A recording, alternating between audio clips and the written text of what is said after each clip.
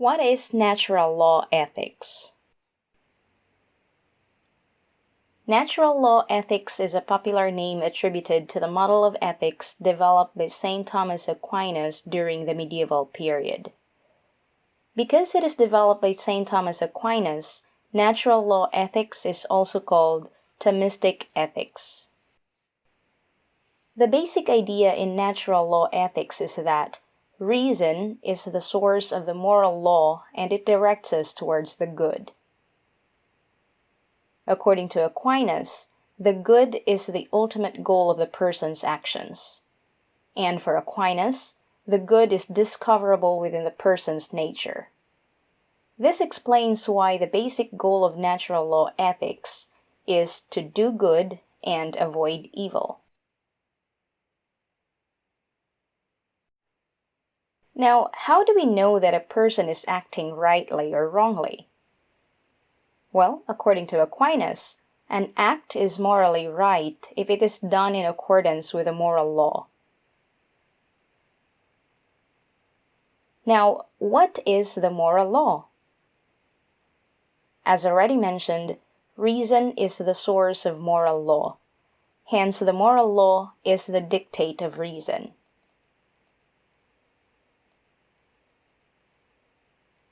But for Aquinas, the moral law comes from God's eternal law. Indeed, for Aquinas, the moral law is the divine law expressed in human nature, which reads, "Do good and avoid evil."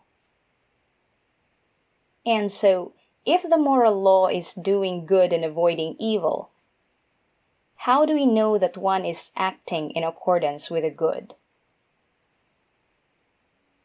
Again, according to Aquinas, the good is that which is suitable to human nature, or that which is proper to human nature. And for Aquinas, we know that an action is good, that is, suitable to human nature, if it is done in accordance with conscience. Aquinas understands conscience as the inner voice of the intellect or reason, which calls the human person to follow the moral law, that is, to do good and avoid evil. As we can see, in natural law ethics, conscience serves as the guide in making moral decisions. Now, how do we know that one's action obeys conscience? According to Aquinas, an action obeys conscience if it satisfies the threefold natural inclination of the human person, namely, self-preservation, just dealing with others, and propagation of human species. Self-preservation for Aquinas is a natural inclination that urges the human person to take care of her health or not to kill or put herself in danger. This explains why, for Aquinas, suicide is absolutely wrong. Just dealing with others urges us to treat others with the same respect that we accord ourselves. Thus, for Aquinas, all forms of inhumanities such as exploitation, seduction, deception, manipulation, cheating, kidnapping, murder, and intimidation are absolutely wrong too. In terms of the propagation of human species, Aquinas believes that the reproductive organ is, by nature, designed to reproduce and propagate human species. Any act of intervention, therefore, that frustrates the very purpose of the reproductive organ is unnatural, hence immoral. This explains why even masturbation is immoral in natural law ethics.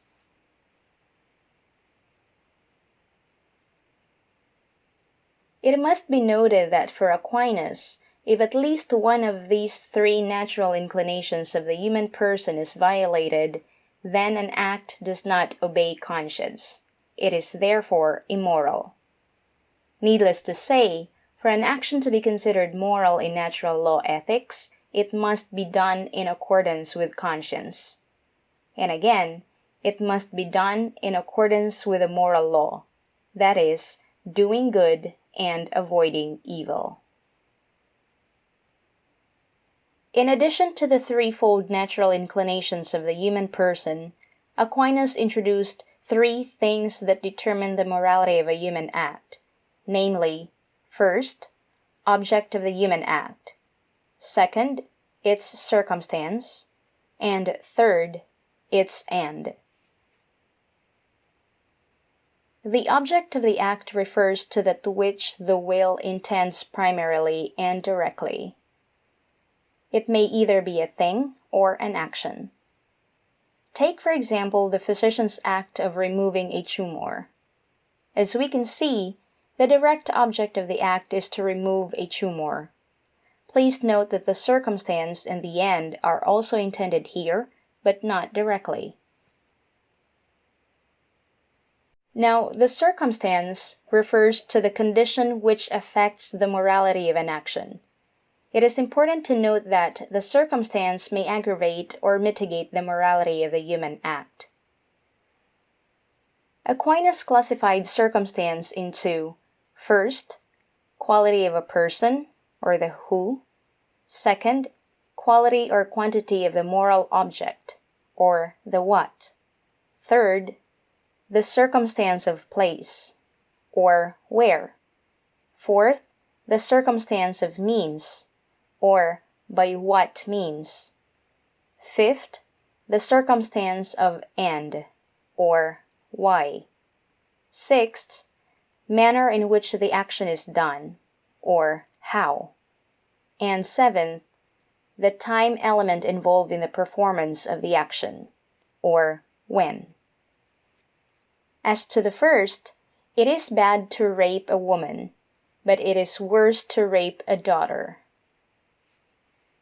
As to the second, the act of a taxi driver who returns a wallet containing a couple of $1,000s is good in itself, but that of one who takes the initiative of returning $50,000 left by a tourist is even better. As to the third, smoking in public may not be good, but it is worse if one smokes inside a church. As to the fourth, to pray for a sick person is good in itself, but to give her money for medicine or for her medication is better. As to the fifth, helping an orphan kid finish schooling is good, but doing it with the intention of employing her later is better. Now, as to the sixth, killing might generally be conceived as evil, but in the case of unjust aggression, it might be morally right to kill the aggressor. And as to the seventh, it might not be a good idea to smoke inside a church, but it is worse to do it while the Mass is going on. The end of the act refers to the purpose of the doer or the agent of the human act itself. According to Aquinas, it can be taken as a circumstance because the end is an integral part of every moral act.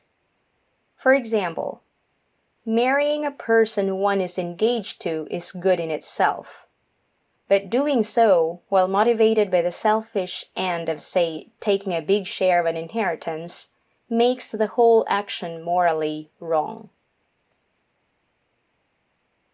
It must be noted that for Aquinas, all the 3 determinants of a human act must be all good for an act to be considered good or morally right. Now, sometimes a human act may produce 2 conflicting results, that is, one is good and the other is evil. To address this dilemma, Aquinas formulated the 4 principles of double effect, namely, first, the action intended must be good in itself, or at least morally indifferent. Otherwise, the act is evil at the very outset. Second, the good effect must follow the action at least as immediately as the evil effect, or the good and evil effects must occur simultaneously. Third, the foreseen evil effect should not be intended or approved, but merely permitted to occur. And fourth, there must be a proportionate and sufficient reason for allowing the evil effect to occur while performing the action. According to Aquinas, all of the four principles must be satisfied for an action to be considered morally right. Let us take, for example, the act of removing a cancerous uterus of a pregnant woman, which necessarily implies abortion. As we can see, the act will produce two results, one good and the other is evil. Of course, the removal of the cancerous uterus of a pregnant woman will definitely save her life, which is the good result, but at the same time, it will kill the fetus, which is the evil result. So what is the morality of the action if we apply Aquinas' four principles of double effect? Please note that the act is simply to remove the cancerous uterus. So obviously, we satisfy principle number 1 because the intention of removing the cancerous uterus is good in itself. We may even view it as morally indifferent. We also satisfy principle number 2 because the good effect, that is, the recovery of the pregnant woman, follows the action immediately. And even if the fetus dies after the removal of the cancerous uterus, at least this evil effect occurs simultaneously with a good effect.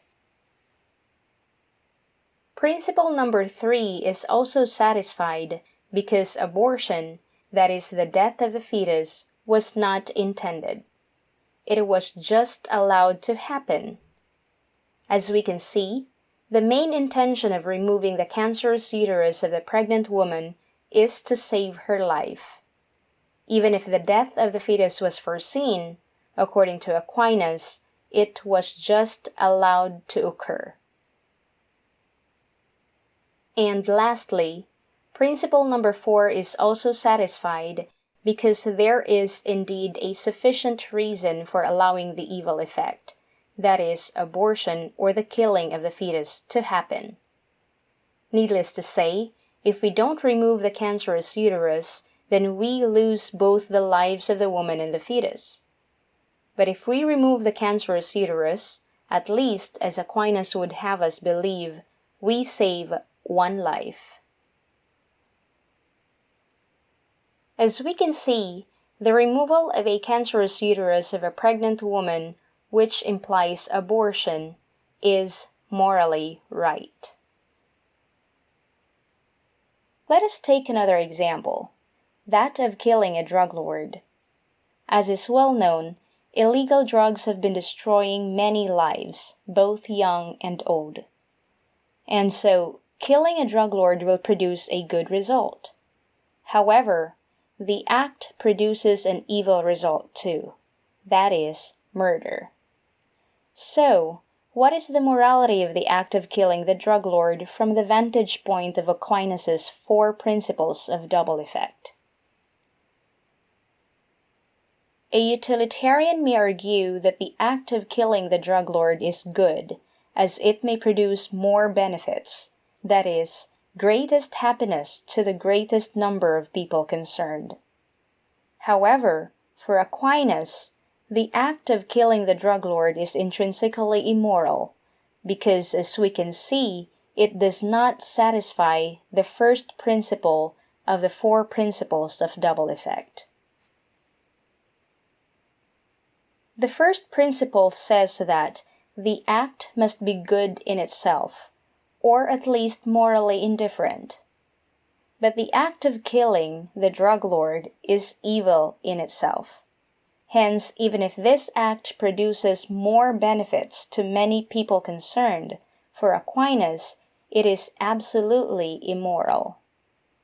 This explains why the Roman Catholics, who adhere to Aquinas' natural law ethics, strongly oppose extrajudicial killing in general, and killing a drug lord in particular. And so, since the first principle is violated, we need not proceed and check the remaining principles, because in the first place, the act is already immoral. That's it for now. Thanks for watching another episode of our Whiteboard edition here at PHILO-notes. Full transcript of this video is available at PHILO-notes.com. Feel free to subscribe to our newsletter to keep you posted of our newest contents. And if you haven't subscribed to our channel yet, simply click here and tap the bell for notifications. Thanks. Keep learning.